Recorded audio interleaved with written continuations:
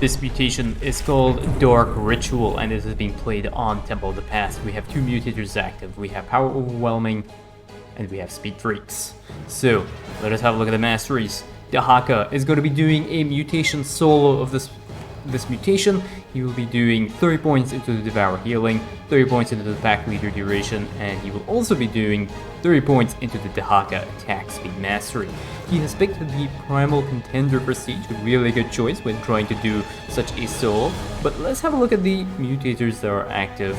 Power Overwhelming will allow enemy units to start casting abilities over the course of the mission. As you will see over here, I can show you this right now. You'll notice that all enemy units have energy bars with them. And this is the amount of energy that they have available from the global energy pool to actually cast abilities on your units. And each player will have an energy pool by themselves. So you and your ally will need to be engaging enemy units so that they will cast these abilities on you. Now, one of the strategies when going up against a Power Overwhelming Mutator is to use swarmy kind of compositions, swarmy kind of commanders. Commanders like Stukov and commanders like Zagara, who have a lot of disposable units, work really well with Power Overwhelming, because what you can do is constantly be in Amon's face and he will cast his abilities, which eventually means that Amon will run out of energy and he will either not cast abilities, or if he does cast any ability, he will be casting weaker abilities, so you're not going to get Black Hole or Seeker Missile or things like that. You'll get more abilities like Time Warp and, Yoinks and stuff like that. So that is one thing to note about that mutator. The other thing to also note is that these units are not psionic. Even though they have energy bars, usually energy bars refer to units that are psionic, they do not get the psionic tag, so when you eat a unit with Dehaka, it will not create the psionic fart that you would normally expect to create when you devour such a psionic unit. So do not expect you to be dealing extra splash damage with Dehaka, so that is something else to also note. And then lastly, we have the Speed Freaks mutator, and Speed Freaks means that you need to be aware of mission timings, you need to be aware of where attack waves spawn, because they will jump in your face very, very quickly. As you can see over here, the attack wave spawned, and then it's just right in Dehaka's face. So you need to be aware of mission timings, and if you are not aware of that, or if you are struggling with that, you can check out Starcraft2Co-op.com's Temple of the Past mission page, your #1 source of Starcraft 2 Co-op information, and it will actually tell you all the mission timings and the 2 attack wave patterns. There are 2 patterns on this map, and the attack wave pattern will depend. The way to identify the attack wave pattern is to pay attention to the time where the announcer first says an attack wave is going to be spawning. And I think it's like 3 minutes, and there's another one 3 minutes 15 seconds, or something like that. There's a small delay in the attack wave timings. So let us talk a little bit about Dehaka's plan here. He's busy slapping the rocks right now because he has nothing else to do. He's already actually cleared his rocks over here. So this is pretty much the ideal way of playing Dehaka on this mission, even without mutators, is just deep tunneling across, farming your essence with Dehaka, and instead of rock slapping, you use a set of lings over here, which you can see, and use your Primal Warden to clear your rocks behind Dehaka. Very important for Dehaka to actually clear those as quickly, to get his biomass as quickly as possible. You can see there's a Phoenix over there already, and unfortunately the Temple is going to be taking a little bit of damage over here. Now, the one thing I also want to talk about when it comes to this mission, which is actually kind of interesting because this is an air composition, is the air composition AI. Air units, as like this Phoenix over here. This was a little bit of an exception, but this is in general, air attack units are leashed to ground attack units on the map. So let me try and explain a little bit more. Air units that are flying like Phoenixes, are leashed to the ground units in the attack wave. So those are the Adepts. So in that last attack wave, you had Adepts Phoenixes. The Phoenixes in that wave were leashed to the ground units, the Adepts. Now what will happen is if you end up killing all the units in the ground wave, then what will happen is that the air units have nothing to leash to, and therefore they will continue on their attack move command, which is towards the temple. So what can sometimes happen is if you kill off all the Adepts in the ground in the attack wave, all the Phoenixes have nothing to leash to, so they'll just run towards the temple and start attacking the temple.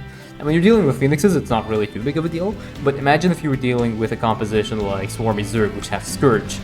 Now suddenly the Scourge have nothing to leash to, so they're just going to make a beeline for the temple and hit the temple, and your temple instantly takes 500 damage. So one strategy for dealing with this is to actually clear the air units first before you clear the ground units. So that is something you can do if you want to look fast up probe. Even the Hydralisk can't even get to that instead. But Glavik now is going to move over and he's going to start just one-shotting these probes. And that is that lane cleared for Dehaka. And Dehaka will eventually come out. You can see he's been minimap marker, he's still there, and now he will unburrow. So that is something you can do when it comes to dealing with air compositions on this mission, especially if you're trying to do a perfect tempo run. With the Speed Freaks Mutator, these units move so fast, it's almost impossible to catch them, especially when you have a high-speed unit like the Phoenix. But more importantly, it's like, you may not even notice that, like, the area... Look what's happening to these Phoenixes right now. They're starting to unleash from the depth, and they're going to start making their way towards that temple. And that is exactly what I was talking about over there. Now, one thing to note is that if it does have a ground, like if there is something it can aggro, it will obviously aggro those units on the way. So the other thing you can do is if you are playing a Zerg composition, or if you're playing a Zerg commander, you can put some overlords, or as I like to call them, temple defending balloons, like in front of the temple, and that will cause the air units to actually attack the overlords rather than the temple itself. That is if you are going for a perfect temple run. But those are just a few tips for dealing with that. And in fact, it doesn't only apply to this Mutator, it does also apply to just regular games. It does make your life a little bit easier when you are playing Temple of the Past, especially if you're trying to go for that perfect temple run. Let us see what we have. We have the aerial burst axe upgrade done for Dehaka, which means Dehaka will be able to attack air units now with his explosive creepers that are spawning from Morvar, which will be really nice. What do we have in production? We have Mutalisk upgrades, which is nice. We have the ground armor upgrades, as I've said several times. Not really much of a fan of the ground armor upgrades, but that is something okay as well. Morvar now is somewhat confused as to what to do, but sending these explosive creepers to start dealing with this, and this is why Morvar is so good. Morvar also getting yoinked through the time warp. I don't think this will ever be seen, or has ever been seen, but that is Morvar getting yoinked by an attempt through time warp, so it is a very slow yoink over there. So, and Dehaka has actually he's actually like been despawned because of Morvar over here. And Morvar now is just gonna be moving over here and clearing the rest of the unit. Just see the insane amounts of damage that Morvar is able to do. Morvar is so strong, like with the Primal Contender Prestige, but now we have another attack wave, and Dehaka will probably at some point want to unburrow,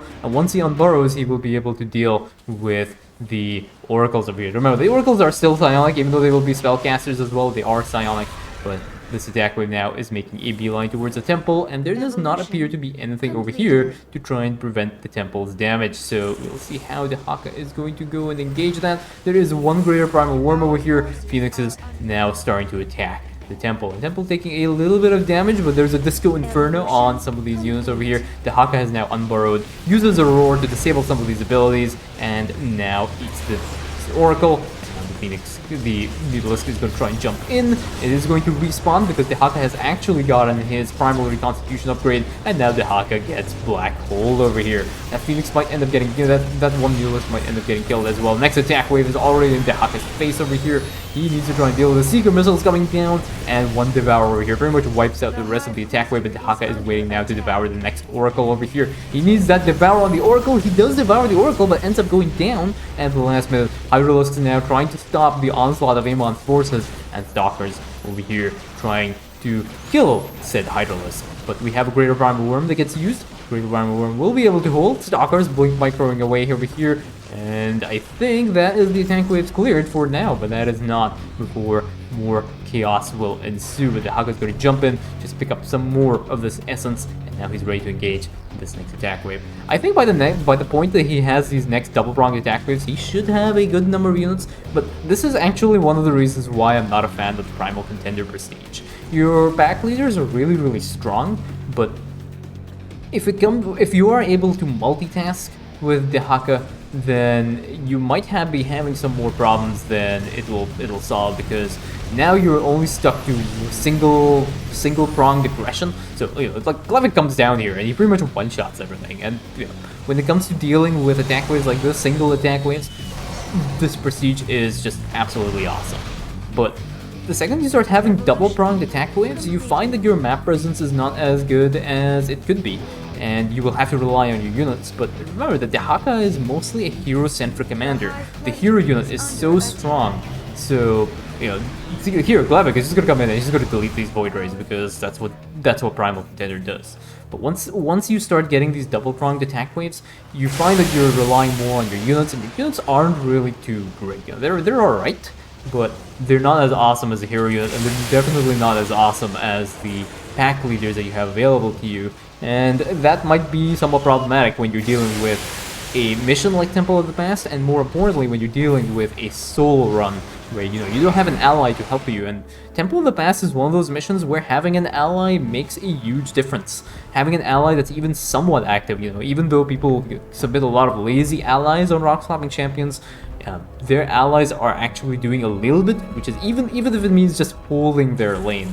It does make a huge difference, and it does simplify the mission a lot. So doing solos on Temple of the Past with Dehaka, with the Primal Contender Prestige, very, very difficult to do.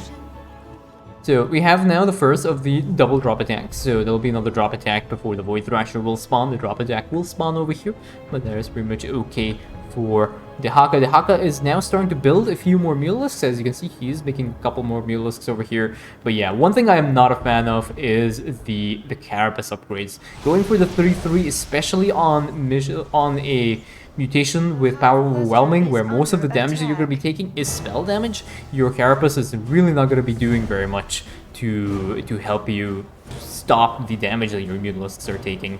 And I would very much have rather see some more Mutalisks being used instead. So, Dehaka would be maybe with 150, 160 supply Mutalisks right now, which might be getting closer to the death ball that he needs to be able to deal with this. Morvar does spawn, but gets wrecked by a stasis ward, by the way. I do not know if you have noticed that. Rewind the video and you can see that Morvar actually was stuck in the stasis over here, which is the ultimate troll from Amon over there. And again, the other thing as well is Void Thrash damage is not weapon damage, it is spell damage. So a lot of the damage that you're taking on this map is not auto attack damage, so your Mutalisk might not be as useful, your Carapace might not be as useful, especially with the delay, especially just because it's much better to just have extra Mutalisks over here. Secret Missile does come down on the black hole. Unfortunately, those Mutalisks have just gotten completely wrecked, and now there's an attack wave that is wailing onto this temple, and this temple now is down to about 2,100 HP, and Dehaka needs to wait to respawn. One thing to note is that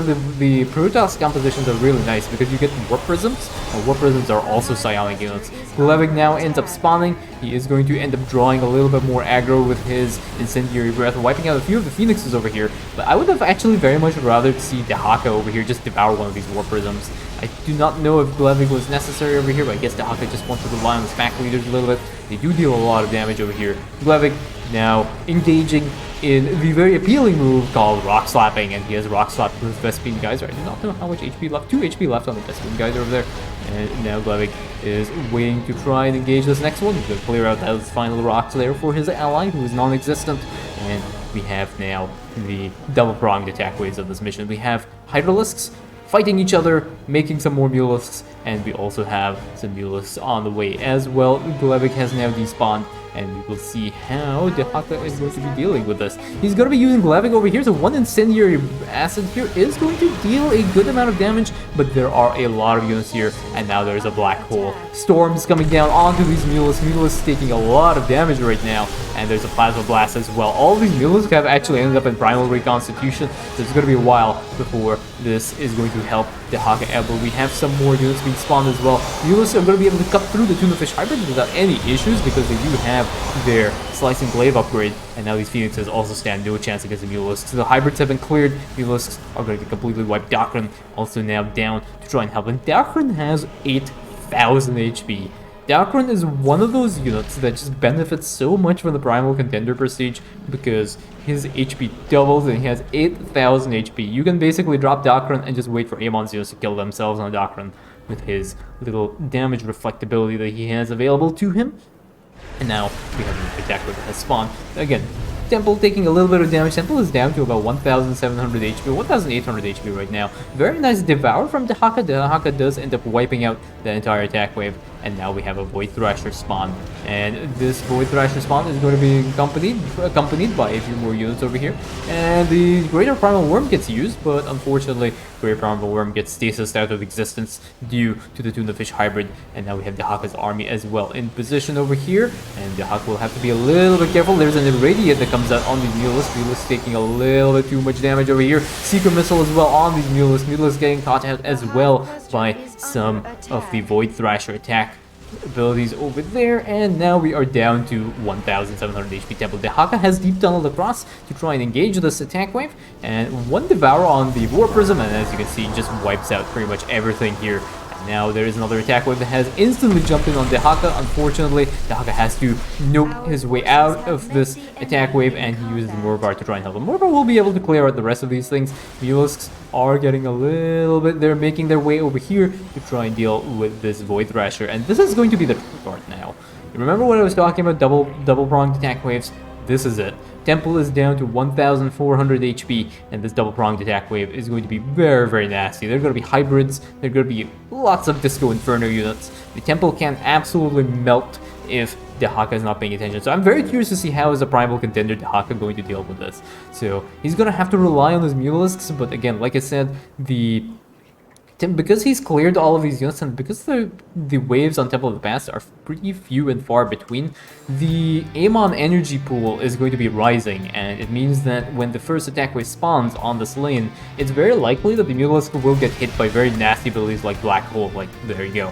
So Morvar actually gets used pretty nicely over there. Morvar does end up deleting the entire attack wave. That was actually pretty nice timing from Morvar. Morvar has ended up despawning, but now we have Glevik over here, and Glevik is going to be able to take out this Void Thrasher.